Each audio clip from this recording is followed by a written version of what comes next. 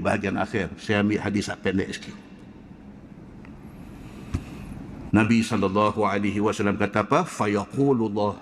Tuhan respon kepada kawan yang pertahankan kawan dia yang tak masuk syurga ni. Tuhan respon kepada dia. Tuhan kata apa? Izhabu. Tuhan kata dekat dia, hampilah ni. Fa akhriju man araftuhum minhum. Hampi cari kawan-kawan yang kenal itu, bawa mai. Tuhan kata. Allahu Akbar. Tuhan kata pergi keluarlah ni. Hampi daripada syurga ni, hampi. Pergi tengok yang kata kawan hang, yang kata sama-sama puasa, yang kata sama-sama semayang, yang kata sama-sama pergi haji, yang kata sama-sama buat ibadat dulu. Hampi tengok betul ke daripada dalam neraka. Kalau ada, bawa keluar lepas bawa main. Allahu Akbar. Qala Nabi SAW. Nabi kata apa? Fayatunahum, menaruh berkati.